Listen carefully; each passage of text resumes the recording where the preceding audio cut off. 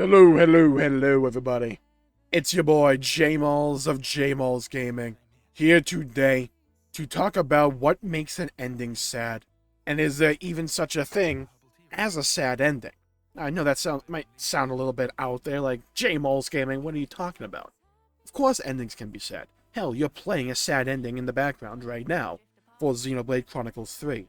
Obviously, there's spoilers, I'm talking about that game specifically. Well, it depends, because how you define an ending is kind of fluid, it's kind of transient. So, a little bit of context for where I'm coming from for this video. I recently watched a show called White Collar, and in that show, they had a little bit of a discussion a few seasons in about what makes an ending happy. And I believe they were quoting Orson Welles, or at least paraphrasing, and that, well, a happy ending kind of depends on where you stop the story. And I never heard that quote before White Collar. So that's where it really stuck with me. Because you know what? It's true.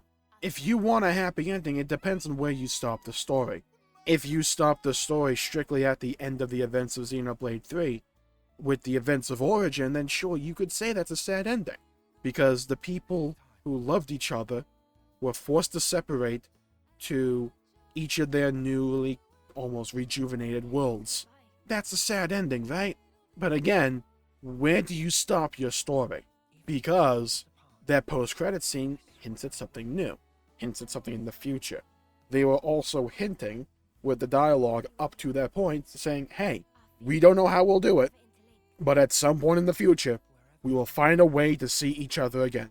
They say that in the Nia Ascension quest. The Melia quest is essentially about, hey, it's okay to sacrifice some of your happiness for the greater good, but it's also okay to pursue your own happiness, to pursue what you want, to create the future that you want. And they say over and over and over again in that finale, hey, we will see each other again, and it ends, quote unquote, with Noah being back in the world of the Bionis, or whatever you want to call that world from Xenoblade 1, hearing the Agnian flute, hearing that melody, and he goes off in search of it, and he disappears in the crowd. Quite literally, that dude, like, instant transmission somewhere. I'm not joking, go back and watch that scene. Look it up, he literally just disappears from the crowd. Like, one bird flies across the screen and the dude's gone. Like, he had somewhere to be, and a short time to get there. So where do you end your story? Do you end it strictly where the game ends? That might be a logical thing to do, but again, if you think a little bit, right? If you realize, what's the logical thing that these characters are going to do? Because it's clear that Noah at least has some recognition of that Agnian flute. It's drawing him to some degree. The Mio diary entries clearly hint, at least to me, that she is writing them after the events of the ending, back in her own world of Allrest. So she still remembers some stuff. She doesn't remember everything. She even says that the fog is so severe that she can't even remember his silhouette, Noah's silhouette, but she remembers that he existed. And she remembers that she has strong feelings for him and that she wants to see him again. Extrapolate on the information that they're telling you. Where do you end the story? Because if you end the story, quote unquote, right there, and you ignore what those characters are going to do, you could say, yeah, that's a sad ending. But if they somehow manage to find each other again and reunite, is it actually a sad ending? It depends on your perspective. Because let me ask you this. Of these two scenarios that I'm about to lay out for you, which seems preferable? Which seems to lead to the quote unquote happier ending for these characters? Ending A. We get the events of the game, Origin activates, they go to their own worlds, and over the course of years, maybe, possibly decades, they work on finding a way to reunite, and they ultimately do, in a way where both worlds won't destroy each other, like they were originally, which is why they created Origin to begin with, and they eventually reunite. Or is the ending where if you ended it at the same time of Xenoblade 3's ending, that may seem happier? Is this line preferable? Where, hey, they decide to remain in the perpetual now, and over time, the world collapses with the annihilation effect. Origin fails, and the worlds annihilate each other. So in the immediate now, they stay together, but in the end, they'll perish. Does that seem preferable? Does that seem like a happy ending to you? Because in the now, they stay together. They find a way to do that. But is that really a happy ending? I'm thinking about for everyone else. What makes a happy ending, or what makes a sad ending? What makes an ending emotion? It depends on perspective. What could be sad for one person or a group of people could be happier or more beneficial to others, or to those specific characters in the long run. That's essentially what the ending of Xenoblade 3 was saying. Hey, we have to give up on our momentary happiness in this perpetual now of Ionios to continue stepping into the future, to possibly create a world, to create a future that is far more beneficial to the society at large, but also possibly more beneficial to us, because we'll have a happier world to eventually return to or create. Because if my predictions I'm going to make in a future video are correct, and that Xenoblade 4 is actually a follow-up and is about the plot line of rejoining the worlds in a way that's not going to annihilate both, if you manage to do that, that'd be just happier for everyone. Undoing what Klaus did to start off Xenoblade as a series. A lot of the times when we define what makes a happy or a sad ending, like I said, it depends on perspective. It depends on where you end the story. Because if you were talking about the immediate now and you ignore the possible future events, you're ignoring a large part of that potential storyline. We all thought the plot of Xenoblade 2 was done. We all thought it was. We thought it was going to end with that title screen of saying, and boy met girl, or boy meets girl. But that story continued on in the background. We just didn't see it until the end of Xenoblade 3, where we got that image saying, hey, this is where all these characters ended up. And we realized, hey, they got their happy ending. But is it a happy ending? Because it led to Ionios at some point. Those characters had their own moments in the world of Ionios, assumingly. But now they're back together. But do we know if each world is still good or not? Do we know if they are currently happy, or if that was just some distant memory? Unlikely, but we don't know. We don't have the rest of the story. Because what makes an ending emotional, it depends on your perspective.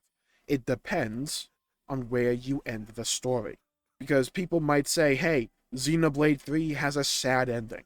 But if we get a Xenoblade 4, or if the DLC is the actual follow-up, and they eventually reunite, is Xenoblade 3 even a sad ending in that case? Because it would be recontextualized that, hey, they had to split up for now, but they were able to work towards a better future for everyone involved.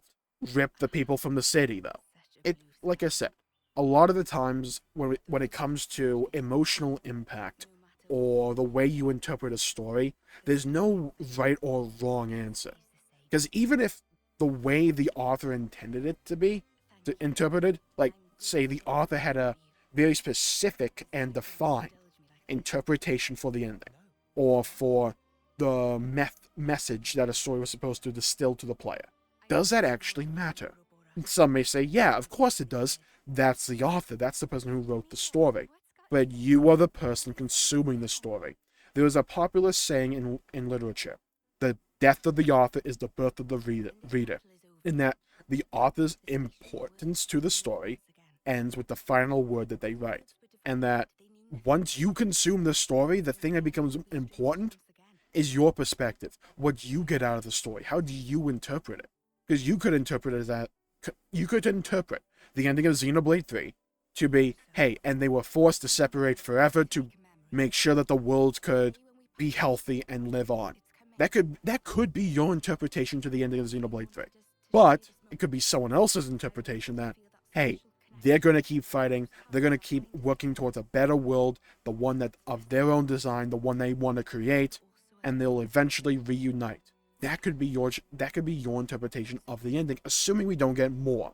That's actual, canon. I assume we will, but in the immediate moment, this perpetual now, it depends upon your perspective. It depends upon how you want to look at the ending, what theme or moral or lesson you want to get out of that ending. Because there's some really, real and important themes that can come out of it, but there's also a layer of hope. It depends on your perspective. Like I said, it depends on how you define an ending. And that's one of the brilliant, beautiful things of storytelling, in my opinion, is just how subjective a lot of it actually is at the end of the day. And how a story that could have a completely different meaning to two people, how you can get completely different things out of that story, out of that experience. I think there's a beauty to that. I really do. Because you could get something completely different out of the ending of Xenoblade 3. I made a video a couple days ago, probably like a week or so at this point now, basically saying that hey, I didn't like the ending. Because I didn't feel that it was a satisfying conclusion. I still kind of feel that way, but again, I've been doing a lot of contemplation. I like being able to digest a story after I beat it. I like being able to recontextualize things based upon me having a different perception or perspective on things after I beat the game. And the more I think about it, the more that line from White Collar, that line from Orson Welles, comes into my mind. If you want a happy ending, it depends on where you end the story. And for me, it also depends on your perspective. And there's a beauty to that. I firmly believe that there's a beauty to that. And if we get a Xenoblade 4, if we don't, if we get like Xenosaga again, or I don't know what it could be, like, I don't know, Xeno Knife, I don't know. Xeno Knife Chronicles, book it now. The ending of Xenoblade 3 will depend upon your perspective. And until we get more information about what the actual DLC or Xenoblade 4 could even be about, we don't know where the story's going to go. We don't know where the story actually ends. But again, even if we learn more information, where do you stop the story? Because you could keep going after those events and saying, hey, something cataclysmic happened and everyone had to die, or something. There's layers to this. You could also say, hey, after the events of, say, Xenoblade 4, something happened and those characters had a happy ending, but the world at large didn't.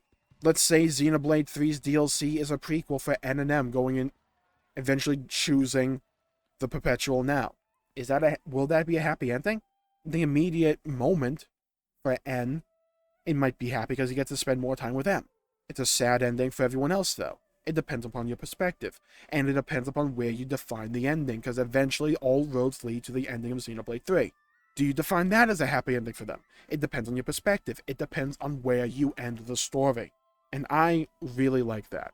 It's a really beautiful part of storytelling, in my opinion, is the ending. Because when you can pull it off, and you can pull it off right, it can make the story, it can break the story, you can do a whole lot of things. But at the end of the day, whether or not an ending is good, well, it's up to you and your interpretation of it. It will always be subjective. Sure, you can have some rules, some structure to it, where you can try and maximize the amount of people that will like the ending, or be satisfied by it, or love it. But at the end of the day, it's still subjective. It's still up to the interpretation of the consumer, of the player. And honestly, I kind of like it that way. Makes things interesting. Makes discussion fun. So I'm going to call the video there for the day. Thank you all for tuning in. My pleasure making the video. If you liked the video, please leave a like and subscribe. It really helps the channel out and helps support future content, and I greatly appreciate it. And while you're down there, please leave a comment below with your opinion on what makes a happy ending or sad ending. What's your favorite ending of Xenoblade? What's your favorite? Mine would be 2.